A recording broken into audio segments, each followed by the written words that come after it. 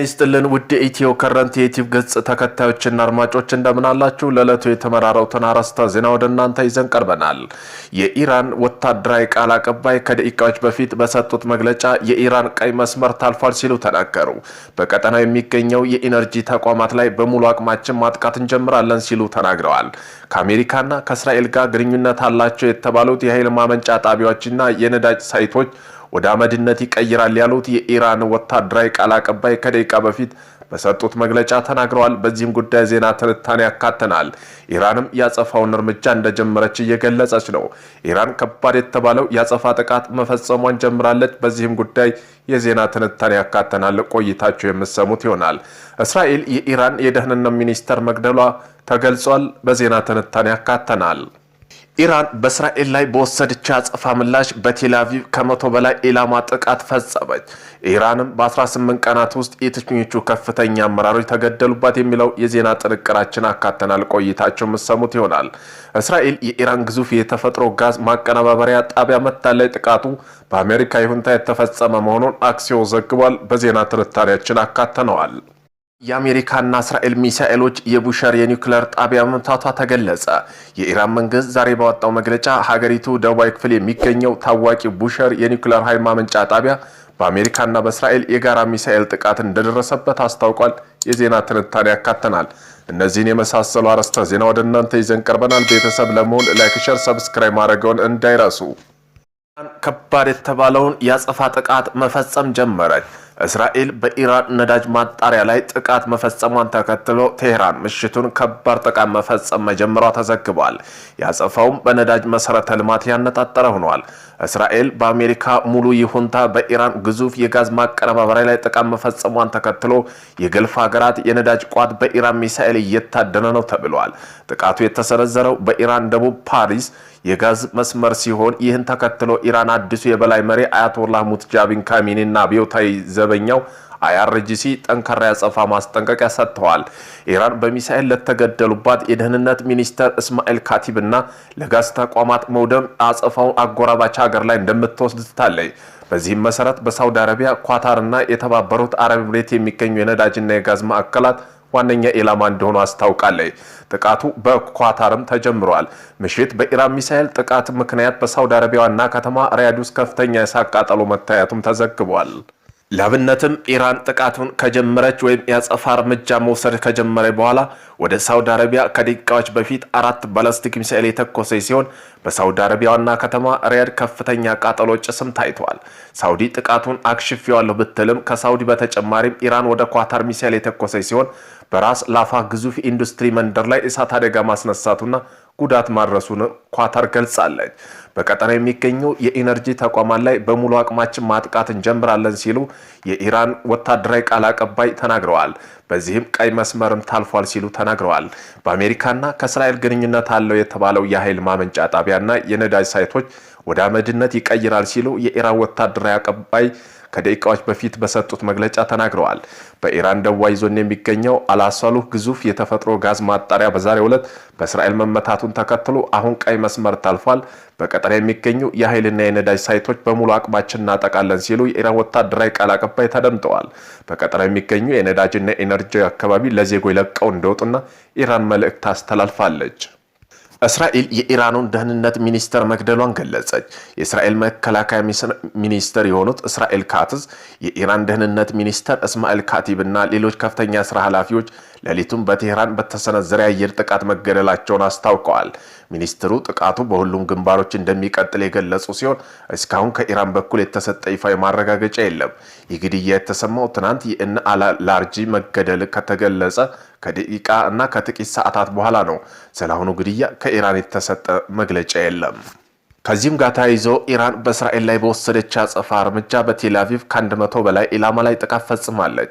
የኢራን አብዮታዊ ዘብ እንዳስታወቀው ጥቃቱ በትናንትናው ዕለት በእስራኤል ጥቃት ለተገደሉት ራስ ገዝ የደህንነት መሪ አሊ ላራንጂ የተሰጠ ያጸፋ መልስ ነው ተብሏል። በአጸፋ ጥቃቶቹ ኮሮሽማን 4 እና ቃድር ኤርማድና ኬበር ሸካን ሚሳኤሎች ጥቅም ላይ መዋላቸው ተገልጿል። አብዮታዊ ዘቡ ከቴልአቪቭ በተጨማሪ በሃይፋ ወደብ ኢየሩሳሌምና በርሳቤ ከተሞች የሚገኙ ወታደራዊ ኢላማ ላይ ጥቃት መፈጸሙን አስታውቀዋል። ትናንት ምሽት ጥቃቱ ብቻ 192 ሰዎች ሲጎዱ 11 ሰዎች በአሳሳቢ ሁኔታ እንደሚገኙ የእስራኤል ጠቅላይ ሚኒስትር አረጋግጠዋል። በሌላ በኩል እስራኤል በሂዝቦላ ላይ እያካሄደች ባለው የምድር ላይ ዘመቻ በዛሬው ዕለት መካከለኛው ቤሩት መጠነ ሰፊ ጥቃት ሰንዝራለች። በዚህም የእስራኤል የምድር ላይ ዘመቻ የሟቾች ቁጥር 912 መድረሱን አልጀዚራ ዘግቧል። 19ኛ ቀኑን በያዘው በዚህ ጦርነት ውስጥ አሜሪካ በሆርሙዝ ሰርሳሪ ቦምቦች በመጠቀም በኢራን የሚሳኤል ስፍራዎች ላይ ጥቃት መሰንዘሯ ቢቢሲና ፕሬስ ቲቪ አልጀዚራ ዘግበዋል። ኢራን አሜሪካና እስራኤል ሚሳኤሎች የቡሸር የኒውክሌር ጣቢያ መምታቷን ገለጸች። የኢራን መንግስት ዛሬ ባወጣው መግለጫ በሀገሪቱ ደቡባዊ ክፍል የሚገኘው ታዋቂው የቡሸር የኒውክሌር ኃይል ማመንጫ ጣቢያ በአሜሪካና በእስራኤል የጋራ ሚሳኤል ጥቃት እንደደረሰበት አስታውቋል። እንደ ብሪክስ ኒውስ ዘገባ ከሆነ ኢራን ጥቃቱ የተፈጸመው በዛሬ ዕለት ንጋት ላይ ሲሆን የኒውክሌር ጣቢያው ኢላማ ያደረጉ በርካታ ሚሳኤሎች ከባድ ጉዳት አድርሰዋል። ይህም ጥቃት የቀጠናው ግጭት ወደ አዲስ ምዕራፍ ያሸጋገረው ክስተት ሆኖ ተመዝግበዋል። እስራኤል የኢራን ግዙፍ የተፈጥሮ ጋዝ ማቀነባበሪያ ጣቢያ መታ ጥቃቱን በአሜሪካ ይሁንታ የተፈጸመ መሆኑን አክሲዮን ዘግበዋል። ይህን ተከትሎ ኢራን በሳውዲ፣ ኳታር፣ የተባበሩት አረብ ኤሚሬትና በእስራኤል የሚገኙ ነዳጅ ማከማቻው ላይ ጥቃት እንደምትሰነዝር የሀገሪቱ የዜናው አውታር በኩል በይፋ አሳውቃለች። በዚህም የተነሳ የነዳጅ ዋጋ ከፍተኛ ደረጃ ሊጨምር እንደሚችልም ተሰግቷል። እና እስራኤል ከ19 ቀናት በፊት ኢራን ላይ የከፈቱት ጦርነት የተነሳበት ዕለት አንስቶ የኢራን እስላማዊ ሪፐብሊክ በርካታ አመራሮች አጥተዋል። የቀድሞው ጠቅላይ መሪ አያቶላህ አሊ ካሚኒና ሌሎች ከፍተኛ አመራሮች የተገደሉባት የኢራን መንግስት አሁንም ሳይፈረካከስ ያጸፋ ምላሽ እየሰጠ ይቀጥለዋል። እስራኤልም ከመጀመሪያዎቹ የጦርነት ቀናት በኋላ ረገብ አድርጋ የነበረ ሲሆን የኢራን ባለስልጣን ግድያ በድጋሚ ቀጥላ በአንድ ቀን ልዩነት 3 ከፍተኛ የደህንነት ባለስልጣን መግደሏን አስታውቃለች። ጦርነቱ ከተጀመረበት ጊዜ አንስቶ ምን ያህል ባለስልጣን ተገደሉ? በቅደም ተከተሉ እንመልከተው። የካቲት 21 ጦርነቱ እንደተጀመረ በርካታ ኢራን አመራሮች የተገደሉበት ጦርነት በተጀመረበት ቅዳሜ ዕለት በተፈጸመ ጥቃት ነው። የካቲት 21 2018 ዓ.ም በተፈጸሙ ጥቃቶች የተገደሉ አመራሮች መካከል የኢራኑ ጠቅላይ መሪ አያቶላህ አሊ ካሚኒና የመከላከያ ምክር ቤት ጸሐፊና የጠቅላይ መሪ ደህንነት አማካሪ አሊ ካምሽንክና እስላማዊ አብዮታዊ ዘብ አዛዥ መሐመድ ፓክሙር፣ የመከላከያ ሚኒስተር አዚዝ ናስራዲንና የጦር ኃይሎች ኢታማጆር ሹም አብዱራህማን ሙሳቢ፣ የጦር ኃይሎች ጠቅላይ አዛዥ ጽሕፈት ቤት ኃላፊ ብርጋዴር ጄኔራል መሐመድ ሽራዝ እና የጦር ኃይሎች የስለላ ምክትል ኃላፊ ብርጋዴር ጄኔራል ሳላህ አሳድና የጦር ኃይሎች የሎጂስቲክና ድጋፍ ምክትል ኃላፊ ሜጀር ጄኔራል ሞሲን ዳህራባጊ የጠቅላይ አዛዥ ቢሮ ምክትል ኃላፊ የሆኑትና የጦር ኃይል አዛዥ ሎጂስቲክ መምሪያ ኃላፊ ናቸው።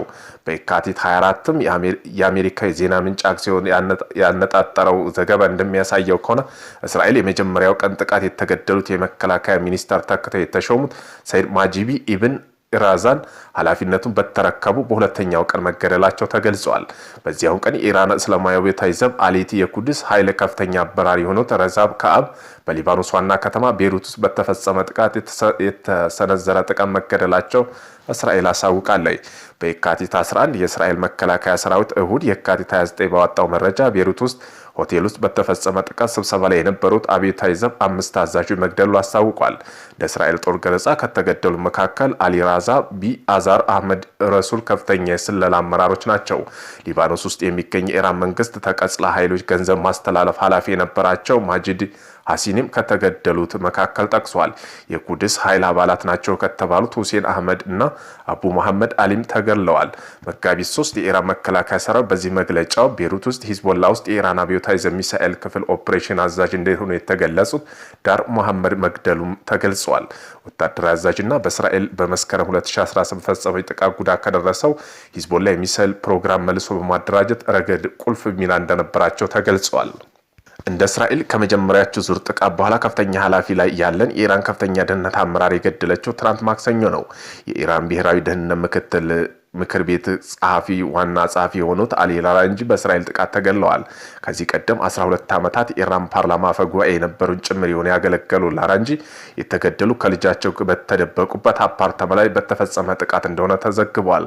በተጨማሪም ባሲጅ የተባለ አብዮታዊ ዘብ ታጣቂ ኃይል አዛዥ የነበሩት ጎላምዜ ሴራሚን እስራኤል ጥቃት ተገድለዋል። ኢራን የደህንነት ወታደራዊ መርህ ግድያ እንደምትበቀልም ዝታለች። በመጋቢት 9 እስራኤል ትናንት ምሽት በፈጸመችው ጥቃት ኢራን የስለላ ሚኒስተር ኢስማኤል ካቲብ መግደሏን የመከላከያ ሚኒስተር እስራኤል ካትዝ በዛሬው ዕለት ተናግረዋል። የእስራኤል መከላከያ ሚኒስተር ባወጣው መግለጫ ትናንት ምሽት የኢራን የስለላ ሚኒስተር ካቲብ ተወግዷል ብለዋል።